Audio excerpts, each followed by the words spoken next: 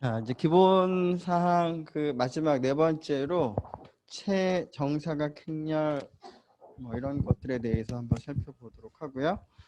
오늘은 2시간이니까 아마 그 2장 1절 이제 군에 대해서 이제 본격적으로 시작을 할 수 있을 것 같아요.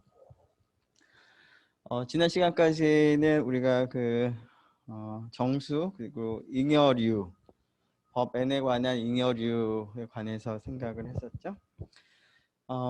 그 마지막에 정수 N에 관한 법 N에 관한 잉여류 군을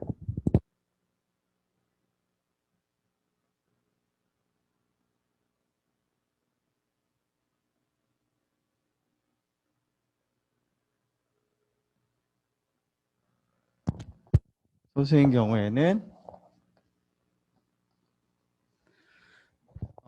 모듈로 P에 대한 잉여류들의 집합에 덧셈하고 곱셈이 이제 주어져 있는데 우리 약속을 했죠.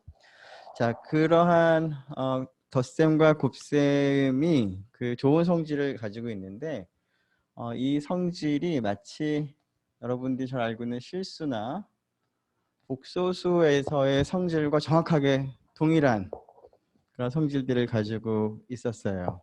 그래서 여러 가지 성질 쭉 나열하면서 아마 채라는 표현을 썼는데 영어 표현으로 field라고 하죠.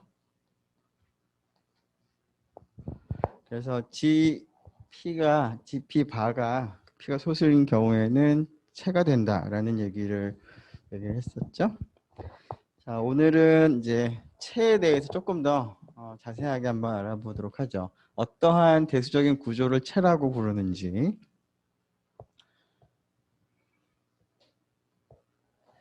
이게 약간 위치가 안 맞는데 어떻게 맞춰야 되나? 이게 좀 이거를 돌릴 수 있을까? 염력으로 하면 되려나?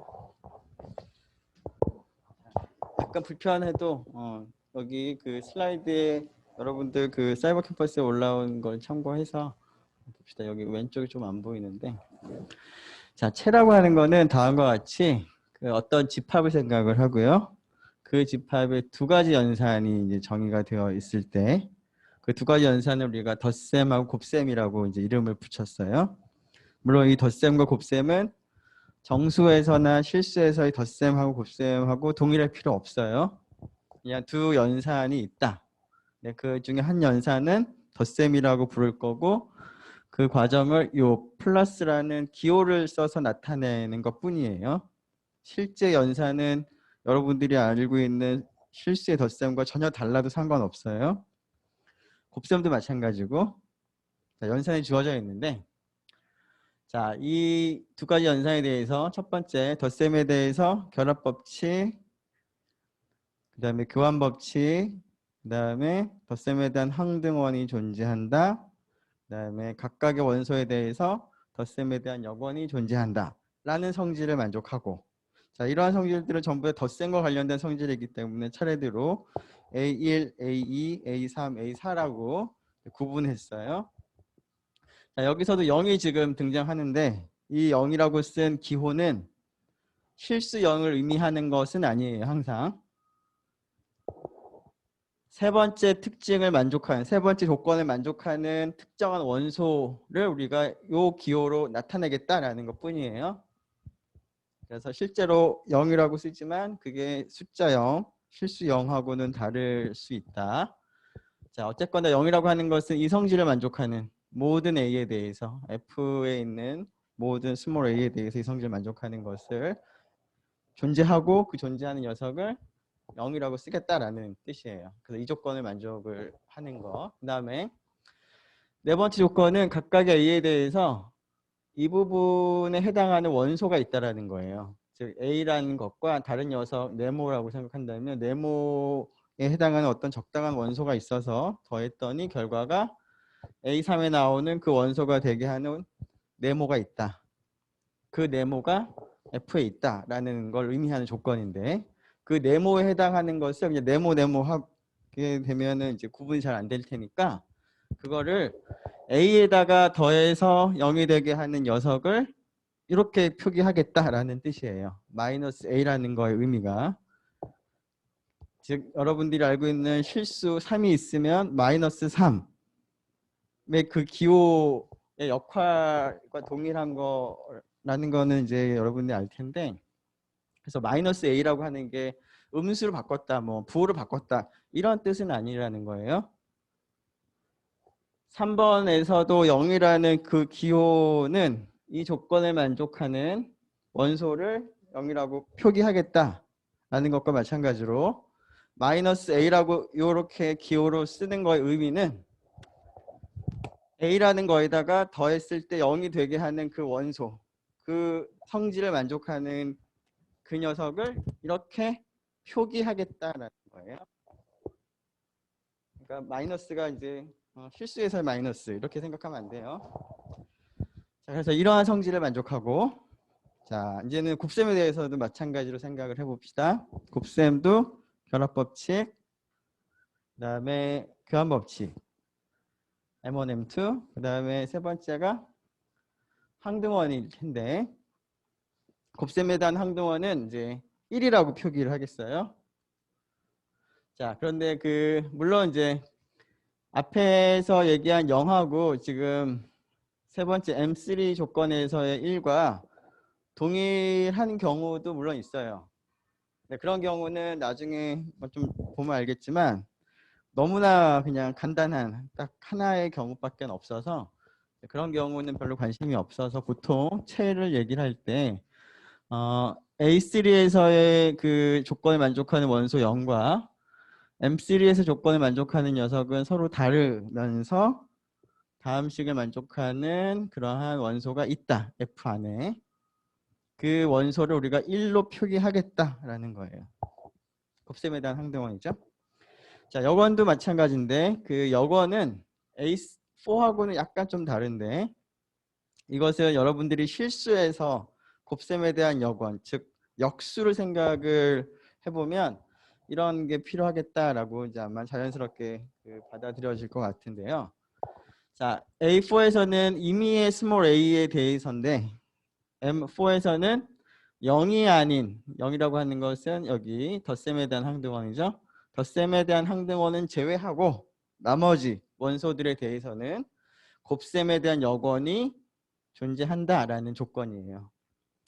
그리고 물론 A 위첨자 마이너스 1이라고 쓴 이 기호는 이 성질을 만족하는, 즉 A에다가 곱셈을 했을 때 1이 되게 하는 그 원소를 나타내는 기호라는 거예요. 여러분들이 이렇게 생각하면 안 돼요. 자, 물론 이게 의미 있는 경우도 있어요. 실수에서는. 근데 지금은 F라고 하는 집합이 실수일 필요는 없어요. 실수가 아닐 수도 있어요. 그래서 여기서 이 기호는 앞에서 마이너스 A와 마찬가지로 이 식을 만족하는 이 녀석을 이렇게 쓰겠다라는 거예요. 자, 그러면 덧셈, 곱셈에 대해서 각각 이런 성질을 만족하고 덧셈하고 곱셈이 섞여 있을 때는 다음과 같이 분배 법칙이 성립을 하기를 요구하겠어요. 그래서 어떤 공집합이 아닌 집합에 두 가지 연산이 있는데 그 두 가지 연산에 대해서 다음과 같은 조건을 만족하면 그럴 때 F를 체라고 부르겠다라는 거예요. 되겠죠? 자, 그런 의미에서 여러분이 알고 있는 실수 전체의 모임에다가 실수들의 사이의 덧셈, 실수 사이의 곱셈을 생각을 해보면 여기 있는 조건들을 다 만족을 하는 것 같고, 그래서 이게 체가 되는 거고요. 비슷하게 얘도 체가 되죠. 물론 두 녀석은 하나는 원소의 개수가 유한계인 유한체라고 부르고요. 이쪽은 원소가 유한계가 아닌 거니까 무한체라고 구분을 할 수는 있겠어요? 자, 물론 실수 전체 집합뿐만 아니라 복소수 전체 집합도 체가 되겠어요.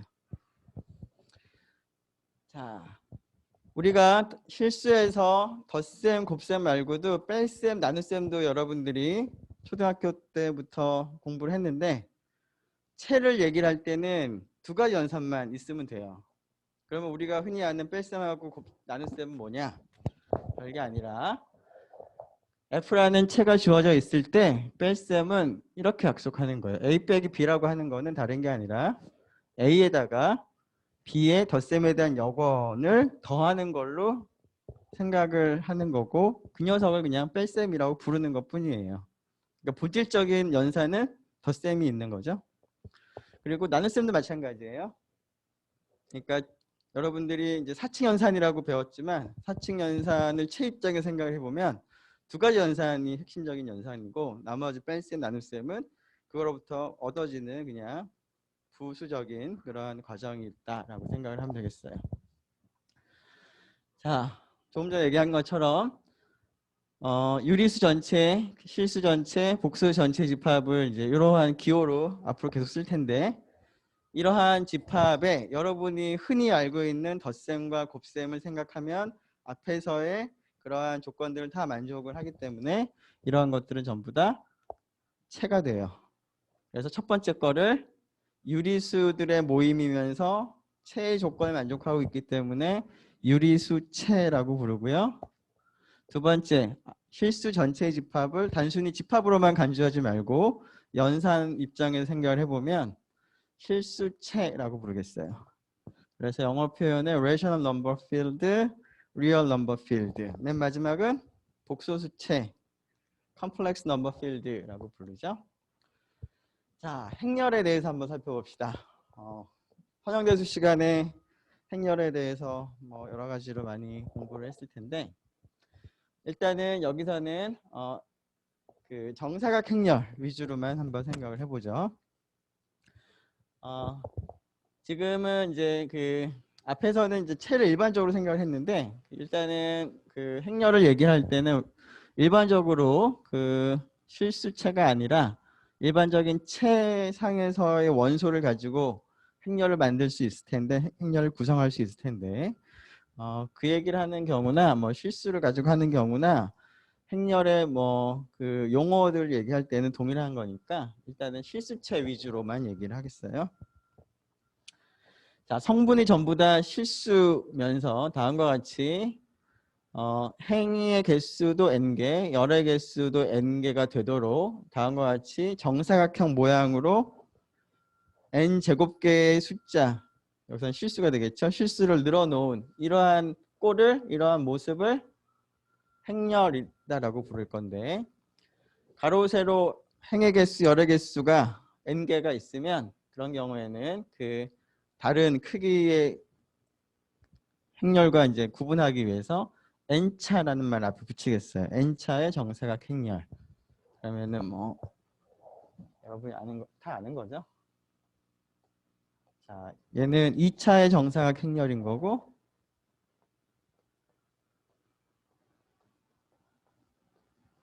얘는 이제 3차의 정사각 행렬인 거죠? 자, 여기서 여기 n 제곱개의 숫자들을 이제 구분을 하고 싶어서 이름을 붙이는 거죠. 자, 이렇게 가로줄을 우리가 행이라고 부르고 그래서 첫 번째 가로줄을 첫 번째 행 1행, 두 번째 가로줄을 2행, 세 번째 가로줄을 3행이라고 부르고 세로줄을 열이라고 부르죠. 첫 번째 열, 두 번째 열, 세 번째 열 이렇게 있을 거예요. 자, 그러면 n차 정사각 행렬인 경우에는 행도 n개, 열도 n개인데 행번호가 i번째 행이고 열번호가 j 번째 열인 이 성분이 있다면 이 성분을 우리가 나타낼 때 다른 거랑 이제 구분할 때 뭐 A, I, J 그러니까 이 행렬을 A라고 했을 때 A라는 행렬에 I, J 성분이다라는 표기로 해서 구분을 하도록 하죠. I 앞에 있는 거는 항번호, J는 열번호. 자, 물론 여기서는 이제 소문자를 써서 표기를 한 거고요. 자, 이 I행 J열에 있는 이 원소를 A라는 대문자 A라는 행렬의 IJ 성분이라고 부르죠. 그리고 간단하게 이러한 그 IJ 성분들이 스몰 a, IJ로 구성되는 행렬을 나타낼 때 이렇게 다 쓰면 뭐 쓰는데도 시간이 오래 걸리고 그 공간도 많이 차지하니까 그냥 간단하게 이렇게 표기를 하기도 하겠어요. 자, 이러한 n차 정사각 행렬을 다 모아둔 집합을 생각을 해보죠. 그러한 집합을 우리가 다음과 같이 나타내도록 하고요. 자, 이러한 그 집합을 생각을 해보면 행렬들의 모임인데 이 행렬들의 모임의 연산을 우리가 구별을 할 수 있죠. 두 행렬의 덧셈과 한 행렬과 다른 행렬의 곱셈, 그리고 실수, 스칼라와 행렬의 곱셈 이런 것들을 우리가 약속을 할 수가 있죠. 자, 그런데 그런 연산을 이제 얘기하기 전에 이 행렬들의 전체 모임에서 두 개 행렬이 있을 때 두 개 행렬이 같은 행렬인지 다른 행렬인지 구분하는 기준을 먼저 얘기를 하죠. 자, 값을 이렇게 여러 개를 쭉 늘어놓는 거니까 모든 성분이 동일한 경우에만 행렬이 같은 행렬이고 성분이 하나라도 다른 성분이 있으면 서로 다른 행렬이라고 구분을 할 건데요. 자, 그래서 이게 성립한다는 얘기는 모든 IJ에 대해서 성분이 다 동일하다. 자, 이때 두 행렬의 덧셈은 성분별로 약속을 하는 거죠. 그래서 A 플러스 B라는 행렬은 각각의 IJ 성분이 A의 IJ 성분과 B의 IJ 성분을 더한 걸로 구성이 되어 있다. 그래서 이렇게 표시를 할 수가 있을 것 같고, 자, 람다가 실수일 때 스칼라를 곱한다는 얘기는 상수배를 한다는 얘기니까 성분별로. 그래서 이 람다 A라고 하는 이 행렬의 IJ 성분은 A 자체의 IJ 성분의 람다를 곱한 거로 구성이 되어 있다. 라고 해서 이렇게 표기를 할 수 있겠고요. 자, 행렬 곱셈은 이거는 식이 약간 복잡하죠? 여러분들은 뭐 다 기억을 하겠지만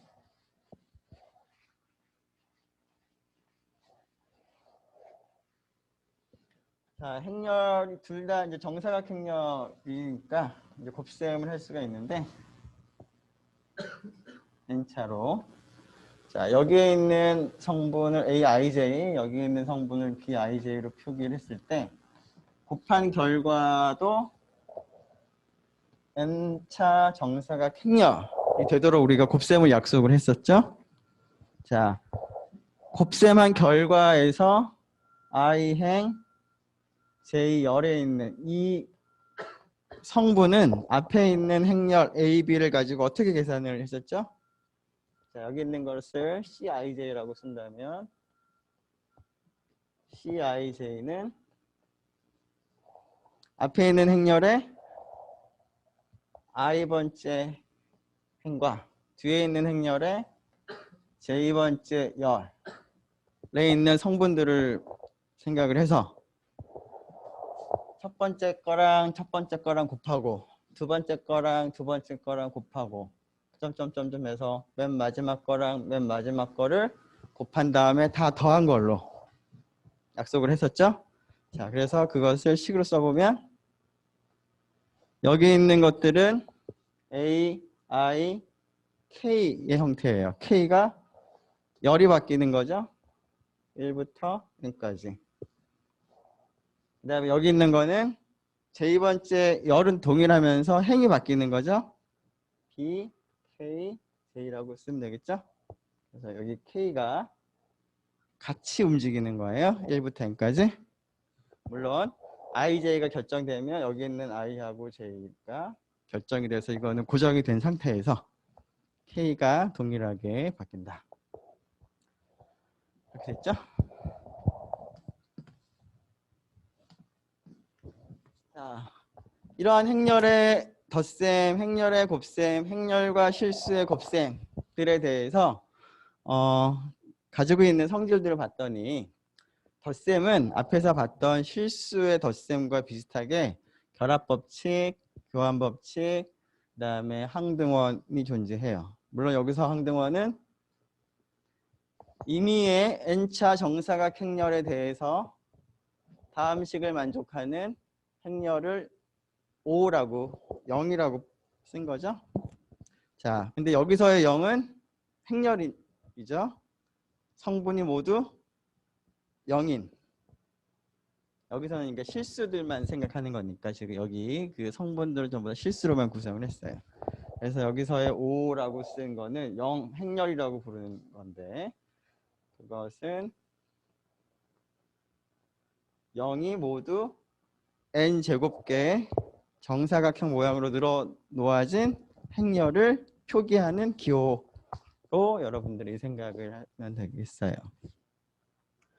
그 다음에 여권, 덧셈에 대한 여권. 마찬가지 기호를 쓰는데 이거의 의미는 뭘까요?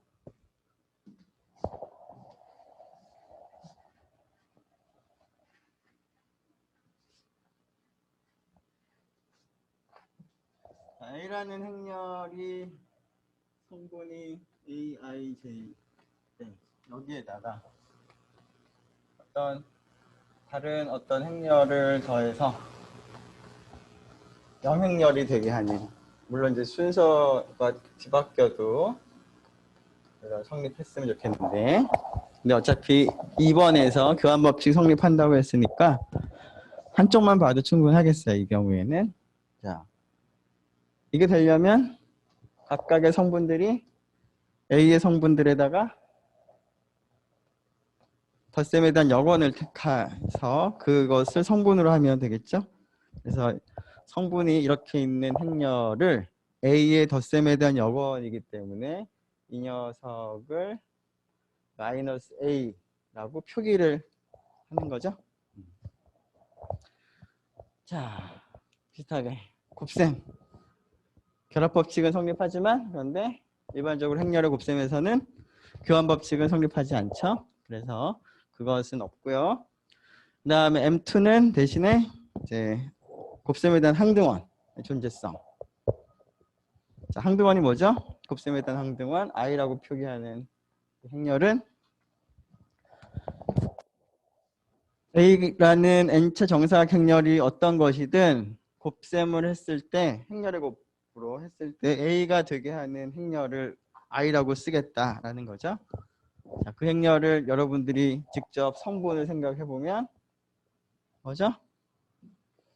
대각선이 전부 1이고 나머지는 전부 0인 이 행렬을 곱셈을 해보면 성립하겠죠? 자, 이러한 행렬을 무슨 행렬이라고 불러요? 항등 행렬 혹은 단위원이라는 표현을 쓰기도 하기 때문에 단위 행렬이라는 말을 쓰기도 하죠.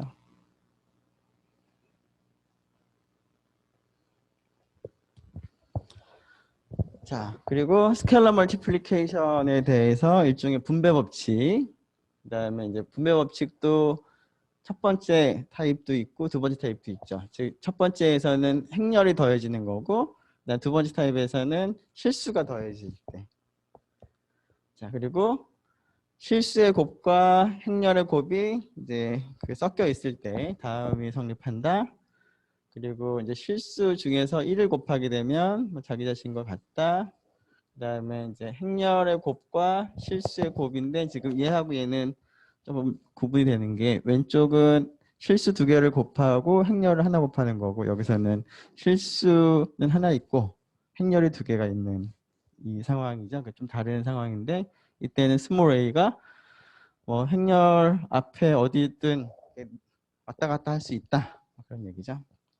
자, 이런 성질이 있다는 거는 뭐 쉽게 알 수 있을 거고요. 이미 알고 있고요. 자, 앞에서 O라고 쓰는 이 행렬은 모든 성분이 0인 행렬로서 0행렬이라고 부르는 거고 I라고 쓰는 이 기호는 대각선에는 1이고 나머지가 0인 행렬로서 항등 행렬이라고 부르죠. 자, 0 혹은 5를 빅 O 좀 크게 써서 제로 매트릭스 0행렬이라고 부르죠. I는 아이덴티티 매트릭스 항등 행렬 혹은 유닛 매트릭스 단위 행렬. 네. 자, 그 앞에서 이 얘기를 잠깐 하죠.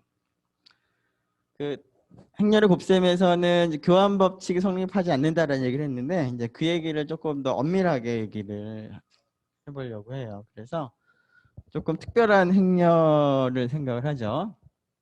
n차 정사각 행렬 중에서 딱 한 성분만 1이고 전부 다 0인 그런 행렬을 생각을 하겠어요. 그런 행렬들은 여러 개가 있겠죠. 어떤 성분이 1이냐에 따라서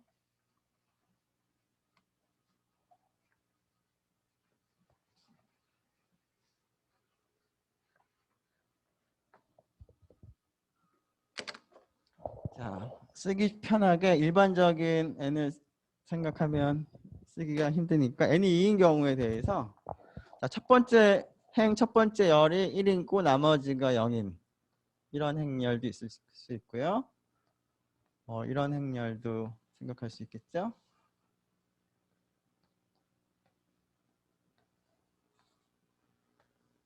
이런 행렬도 생각할 수 있을 거예요. 자, 이런 행렬에다가 이름을 붙이죠. 자, 얘는 이원원이라고 이름 붙이겠어요.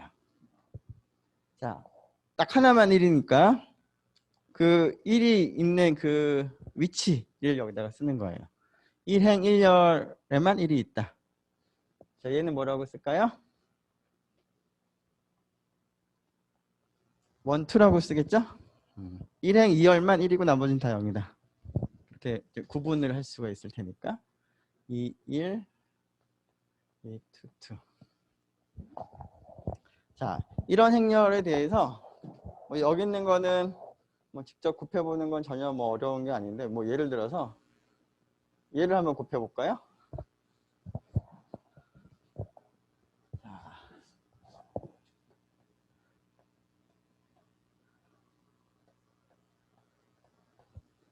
단순한 계산이죠. 자, 계산해보면 0, 그래도 0, 이렇게 하면 0. 계산 잘 하고 있나? 좀 이상하다. 1행 2.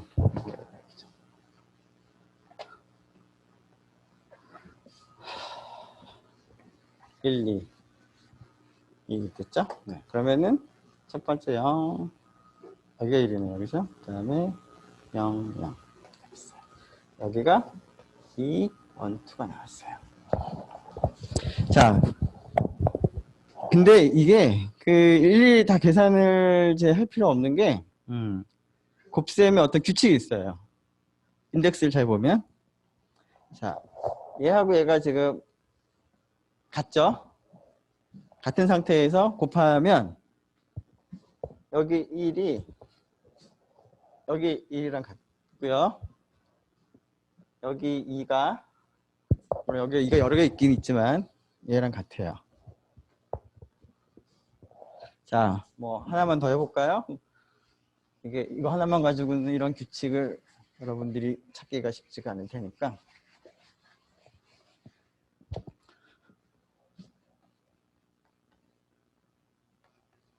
자, 앞에서는 2가 같았는데 좀 다르게 뭐 이렇게 해볼까요? 이렇게. 얘랑 서로 다르죠? 자, 이럴 때는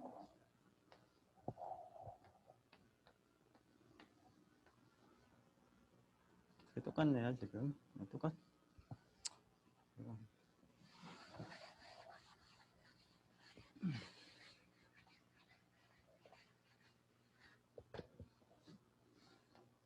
자, 해보면 어떻게 돼요?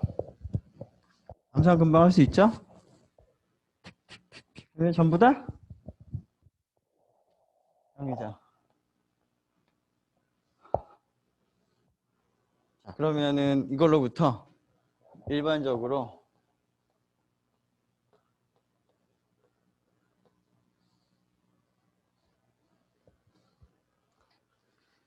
IJ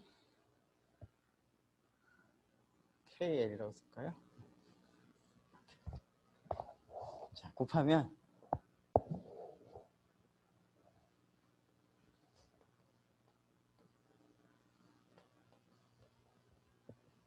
J랑 K가 같으면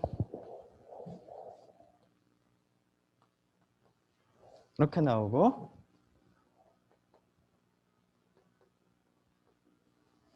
j가 k랑 다르면 그냥 전체가 0이 나와요. 물론 이제 이것만 가지고는 이게 맞다고 뭐 단언할 수는 없겠지만 자 이게 성립해요. 물론 여기서도 그 얘기를 이제 n이 2에서만 우리가 이제 계산해 봤는데 n이 2가 아닐 때도 마찬가지예요.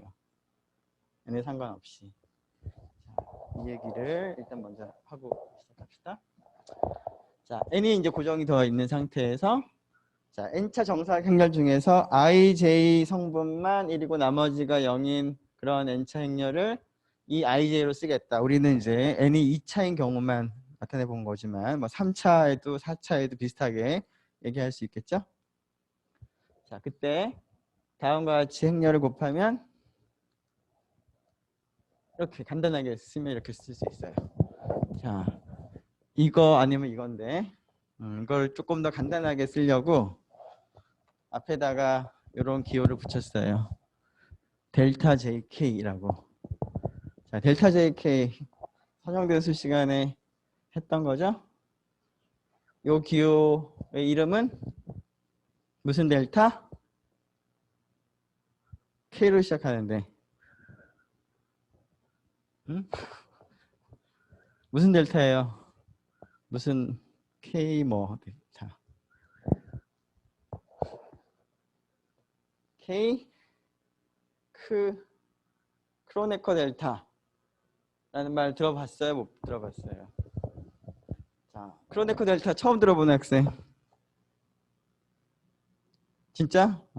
서양대에서 수업 다 들었는데 특히 작년에 들은 학생들은 온라인 수업만 들어가지고 잘 기억이 안 날 수도 있겠죠? 자, 크로네커 델타라고 하는 건데 이 크로네커 델타의 의미는 요 기호가 의미하는 바는 1 아니면 0인데 IJ 아니 JK라고 하는 요 값에 따라서 지금 요거랑 똑같이 첨자가 같으면 두 개 첨자가 같으면 1이 의미하고요. 두 개 첨자가 다르면 0을 의미할 때 이제 이렇게 간단하게 써요. 그리고 이 기호를 크로네커 델타라고 부르죠. 자, 그래서 이러한 그 케이스 두 가지로 나누는 거를 크로네커 델타를 도입하면 이렇게 쓰면 되는 거예요. 그죠? J랑 K랑 같으면 여기가 1이니까 이 IL만 남는 거죠. 다르면 0이 되는 거니까 뒤에가 뭐든 상관없이 전체가 영행렬이 되는 거죠. 그래서 요식하고 같은 건데 그냥 간단하게 표기하려고 쓴 것뿐이에요. 자, 일반적으로 이게 성립하는지는 여러분들이 조금 일반적으로 그 계산을 좀 해보면은 금방 확인할 수 있어요.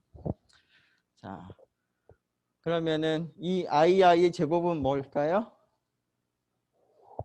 이 ii의 제곱은 요식을 생각하면 지금 방금 했던 요 관계를 생각하면 얘는 이 ii가 되겠죠? 자,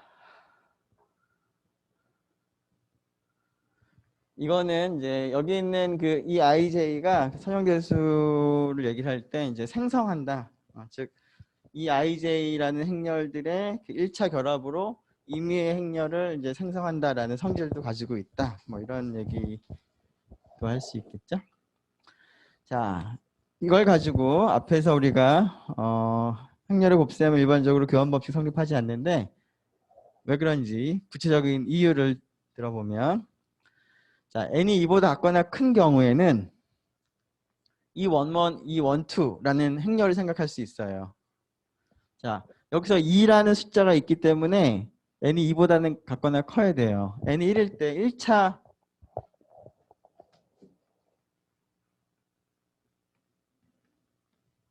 정사각 행렬은 성분이 딱 하나 있는 거죠. 그런 n차 1차 정사각 행렬에서는 이 원원 딱 이거 하나밖에 없는 거예요. 이 원투 이런 건 없어요. 그래서 여기 2를 생각을 하기 위해서는 여기 n이 2보다 작거나 커져야 돼요. 자, 그런데 이거 계산을 해보면 뭐가 되죠? 2, 1, 2가 되겠죠? 자, 2, 1, 2는 영행열은 아니죠? 자, 이걸 거꾸로 곱해봐요. 1, 2하고 1, 1을 뒤집어서. 그러면 얘는 어떻게 될까요? 가운데 두 개가 다르니까 영행열이 나와요. 따라서 얘랑 얘랑 곱한 게 서로 다르죠. 그래서 n이 2보다 작거나 크면 곱셈 행렬의 곱은 교환 법칙이 성립하지 않아요. 자, 근데 n이 1일 때는 행렬의 곱셈에 대해서 교환 법칙 성립할까요, 안 할까요? n이 1일 때 성립하죠. 1차 정사각 행렬은 그냥 실수 하나만 딸랑 있는 거니까 행렬의 곱 이퀄 그냥 실수의 곱이에요. 그래서 n이 1일 때는 교환 법칙이 성립해요. 2보다 클 때가 이제 문제인 거죠. 같거나 클 때가. 네. 자, 이번에는 이제 행렬 선형대수를 이제 배우면서 행렬 갖다가 이제 모양을 얘기를 하고 그 다음에 이제 관심을 주로 많이 가졌던 것 중에 하나가 주어진 행렬이 역행렬을 가지느냐 안 가지느냐 라는 그런 질문들. 역행렬이라고 하는 거는 곱셈에 대한 역원이죠, 그죠? 그 행렬을 가지느냐 안 가지느냐에 대한 질문. 그 다음에 생각을 많이 해봤을 텐데, 자, 그 질문의 답은 여러 가지로 우리가 할 수 있었어요.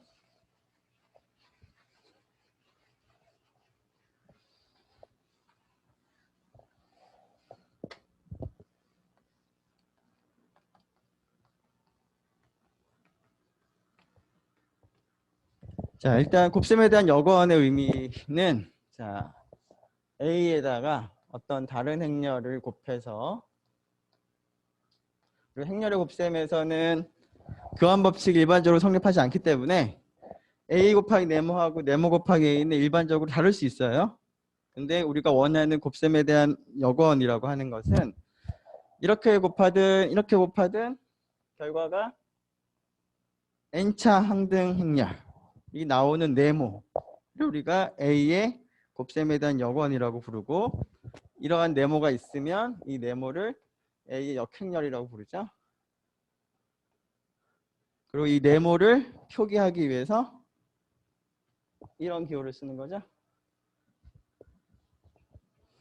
자, 어떤 행렬은 이런 조건을 만족하는 네모, 역행렬이 존재하기도 하고 어떤 행렬이 존재하지 않아요. 자, 역행렬이 존재하는 행렬을 가역행렬, 영어로 인버터블 매트릭스라고 부르죠.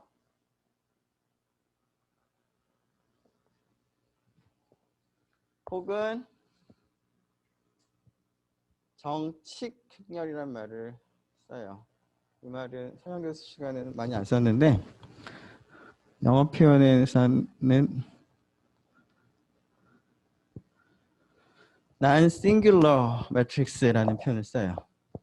자, 역행렬이 없는 행렬은 이거 반대가 되겠죠? 이거 반대는 영어 표현은 이제 non-invertible.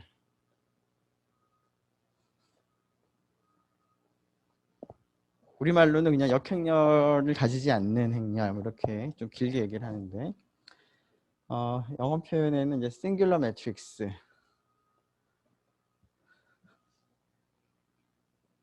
라는 표현을 쓰죠. 자, 어떤 행렬이 가역 행렬 혹은 정칙 행렬을 필요 충분 조건으로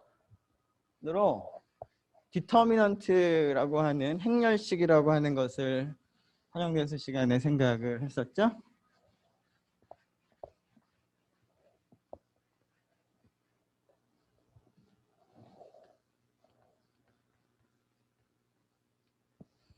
A n차 정사각 행렬의 디터미넌트 행렬식은 이제 물론 이제 관점에 따라서 아니면 접근하는 방법에 따라서 정의하는 방법이 좀 다양할 수가 있는데 한 가지 정의하는 방법은 다음과 같이 정의할 수 있죠.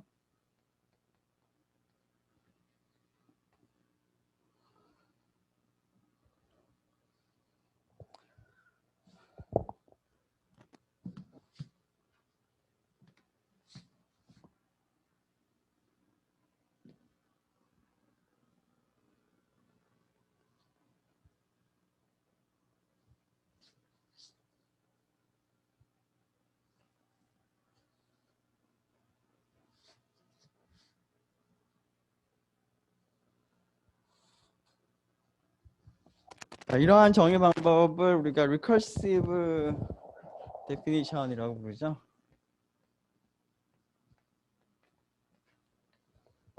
그러니까 재기적으로 이제 반복한다는 의미인데 왜 그래요? 여기가 A가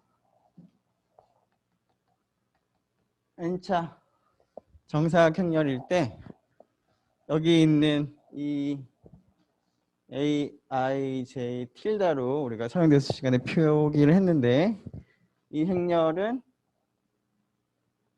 사이즈가 하나 작아지는 행렬로서 A하고 어떤 관계 있었죠? A가 n차 정사각 행렬이면 여기 IJ 기호가 있으면 원래 행렬 I에서 I행과 J열에 있는 그런 성분들이 여러 개 있겠죠? 그거를 싹 지워요. 그리고 나머지 것들을 가지고 결합해서 모아서 만든 행렬이죠. 그러니까 1번, 2번, 3번, 4번이라고 한다면 이 녀석은 1번, 2번, 3번, 4번에 있는 숫자들을 좀 모아가지고 만든 행렬을 저렇게 표기를 했었죠. 즉 I번째 행과 J번째 행을 지워서 만든 행렬이에요. 그래서 어떤 행렬의 디터미넌트를 약속을 하는데 디터미넌트를 활용해서 약속을 해요. 내가 누구냐를 물어보는데 내가 누군지를 이용을 해서 뭐 얘기를 하는 거죠. 그죠? 근데 이게 그냥 보면 좀 이상해 보이지만 차이는 여기는 n차고 여기는 n-1차 거죠. 그래서 그 이전 차수의 그 디터미넌트를 이용해서 이제 정의하는 방식이라서 리커시브 방식이라고 부르고 프로그래밍을 혹시 해본 학생들은 이런 방식으로 정의된 것을 이제 그 함수로 만들 때 재귀 함수라는 것을 사용을 하죠. recursive call을 쓰죠. recursive function을 쓰죠. recursive function의 대표적인 게 팩토리얼이 있어요. 팩토리얼을 이와 같은 형식으로 정의를 한다면 이렇게 하는 거예요.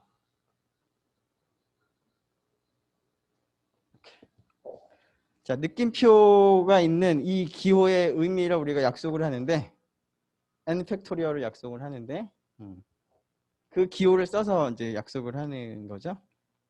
근데 이제 n하고 n-1은 하나 줄어든 거니까 이게 의미가 있는데 그런 것과 비슷한 거죠. 물론 이제 이러한 리커시브 데피니션을 이제 좀 더 정확하게 얘기하려면 제일 처음에 시작하는 이 경우에는 0 팩토리얼은 약속을 먼저 해야 되죠. 이거는 이제 1로 약속을 하고 그 다음에 n이 1보다 작거나 큰 자연수에 대해서는 이 방식을 쓰겠다 라고 하면 되는 거고, 물론 여기서도 이것만 있으면 안 되고 뭐가 있어야 될까요? 제일 처음에 출발할 때 제일 가장 작은 사이즈, 즉 1차 정사각 행렬의 디터미넌트는 이거랑 별도로 약속을 해놔야 돼요. 그건 어떻게 약속을 하죠? 디터미넌트 A11. 자, 성분이 하나만 있어요. 그거의 디터미넌트는, 그 행렬의 디터미넌트는 이거 자체로 그냥 약속을 당연히 하겠죠. 이 값, 실수값 자체로. 자, 이러한 이제 디터미넌트를 얘기를 할 때 그 A, I, J 성분에다가 이제 이런 걸 곱해가지고 쭉 더하는데, 그래서 얘하고 얘를 묶어 쓴 거를 A의 IJ 성분의 코팩터라고 불러요.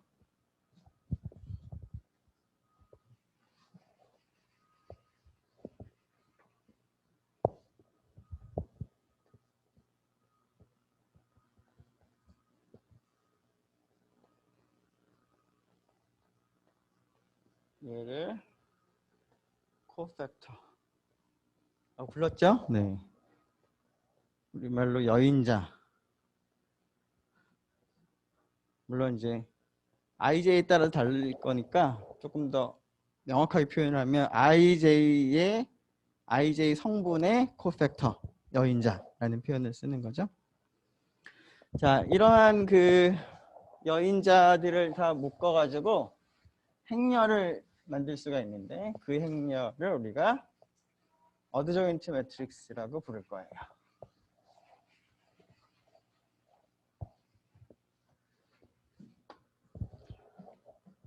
자, 지금 여기 있는 것을 간단하게 CIJ라고 쓰죠.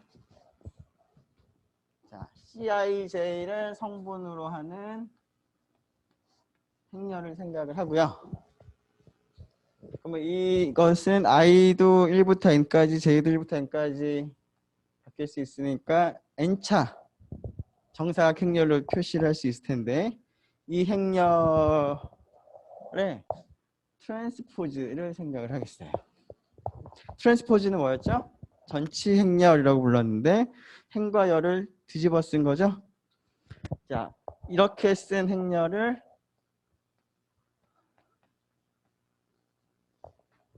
A의 어드조인트 매트릭스라고 부르고 기호로 ADJA라고 쓰겠어요.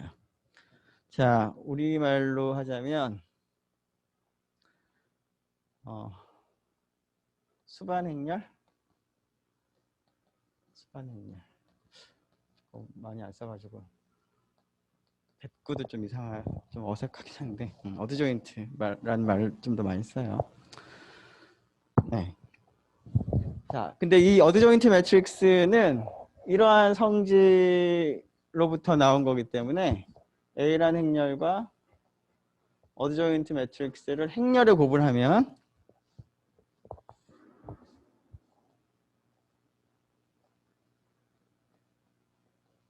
이렇게 돼요. 자, n차 정사각 행렬, n차 정사각 행렬. 그럼 곱해도 n차 정사각 행렬이 나오는데 그 결과는 항등 행렬과 되게 유사하게 나와요.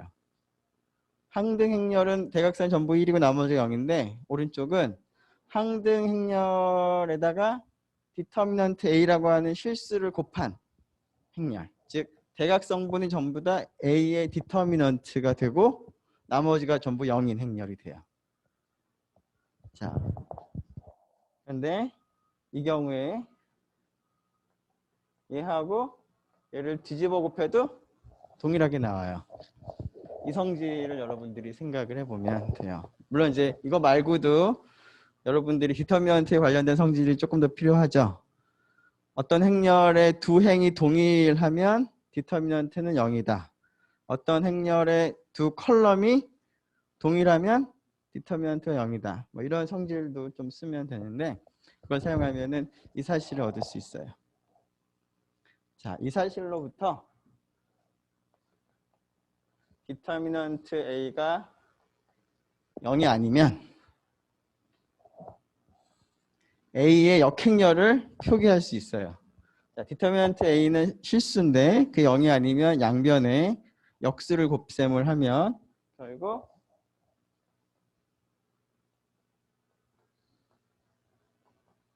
이 행렬과 A를 곱했을 때 뭐가 나오죠? 아이덴티티 매트릭스 나오겠죠? 그렇죠? 실수, 역수 이 행렬하고 A를 곱하면 앞에 있는 디터미넌트 A가 실수로 약분이 되고 항등행렬만 남을 테니까 이 녀석이 바로 내가 원하는 역행렬이 되는 거예요. 이런 얘기를 할 수가 있죠. 자, 물론 그 정칙 행렬의 표층분 조건 디터미넌트 A가 0이 아니다라는 것도 있죠. 자, 그 얘기 약간 시간이 지났는데 그 얘기 마무리하고 잠깐 쉽시다. 자, 전치 행렬 얘기를 먼저 하고요. 전치 행렬은 T, 대문자 T를 쓰기도 하고요.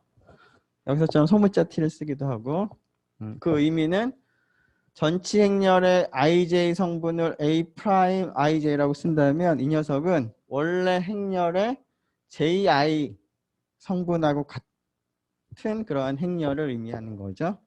즉 행과 열을 뒤바꿔서 이렇게 늘어놓은 행렬을 트랜스포즈 전치 행렬이라고 부르고 자, 디터미넌트를 표기하는 기호로 이렇게 쓰기도 했고 지금은 절대값 기호를 써서 디터미넌트를 표기하기도 해요. 자, i행과 j열을 없애 만든 n-1차 행렬을 우리가 이렇게 표기를 한 거고, 이 녀석의 행렬식을 여기 있는 기호로는 mij라고 표기를 한 거예요. 디터미넌트까지 해서. 자, 이 값을 소행렬식, 영어로 마이너라고 부를 거예요. 자, 이 소행렬식 디터미넌트에다가 이거 앞에 마이너스 1에 i 플러스 j 제곱을 곱한 거를 좀 전에cij라고 썼었죠. 여기서 aij라고 하면 이제 성분하고 좀 헷갈려서 대문자 소문자가 여기서 물론 구분이 되긴 하지만, 자, 여인자라고 부르고, 자, 이 여인자들을 늘어놓은 다음에 그 녀석의 트랜스포즈를 택한 행렬을 어드조인트 매트릭스다, 수반 행렬이라고 부르겠다. 자, 이러한 수반 행렬에 대해서는 3번이 성립한다. 3번이 성립하기 때문에 디터미넌트가 0이 아니면 역행렬이 다음과 같이 주어진다. 그리고 선형대수 시간에 했던 디터미넌트 성질은 행렬 2개 곱한 거의 디터미넌트는 각각의 디터미넌트 곱과 같고, 항등 행렬의 디터미넌트는 1이고, 그다음에 트랜스포즈나 자기 자신의 디터미넌트는 동일하다 라는 얘기 했었죠. 네. 조금 더 할 얘기가 있는데, 일단 여기서 멈추고 잠깐 한 10분 쉬었다가 계속 합시다.